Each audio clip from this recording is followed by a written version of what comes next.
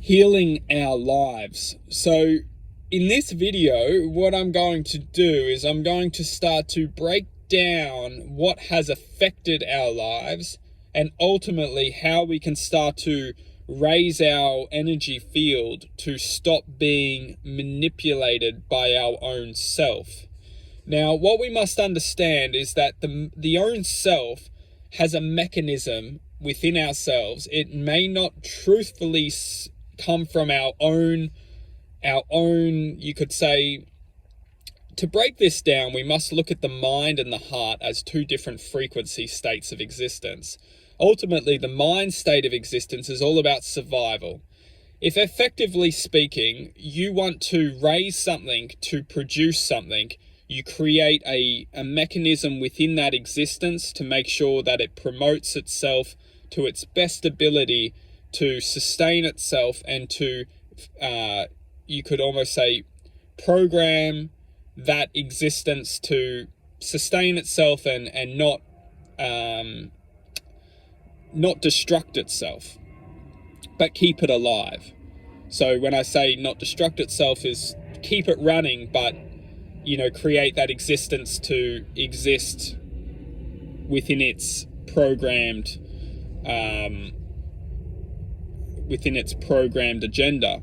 So the mind's programmed agenda is effectively trying to just keep us alive, but that's about it. The mind literally is here just to keep us alive, to keep us thinking rationally, to keep us thinking, just literally speaking, rationally keeping us alive.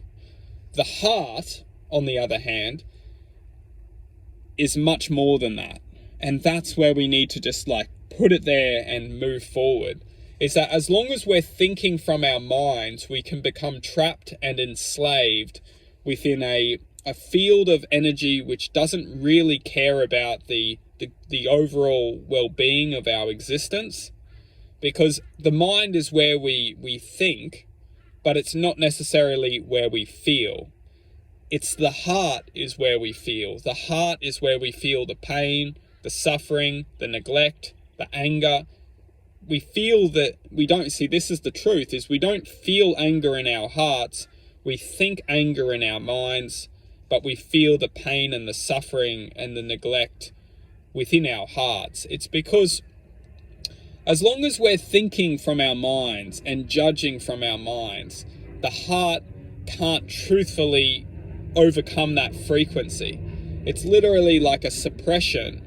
The mind is creating the dense thoughts of just, despair and anger and frustration. The heart ultimately wants to raise above that existence, but it can't. It's almost like the mind is creating, guarding its ability to conquer the potential of the heart.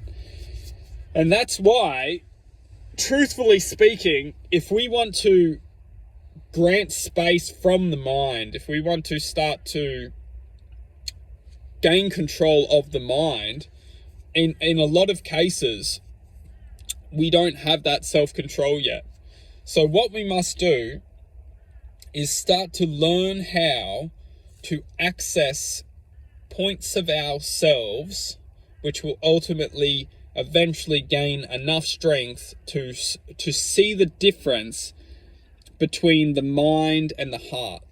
We do this by every single day we will get thoughts in our minds which we don't understand. Is that coming from the mind or is that coming from myself? Because the true self is not the mind. The mind is only literally the mechanism to keep us suppressed from activating the true self. It's not necessarily to say that the mind is negative, but it is 100% to say that the mind is here to keep us alive and keep us programmed to follow an agenda, to serve the agenda, and to create the injustice within ourselves. Because the true self is love, is affection, is devotion, is generosity, is kindness. And if we were all just to become that existence, we wouldn't serve the agenda of which is inherently dominating this world today.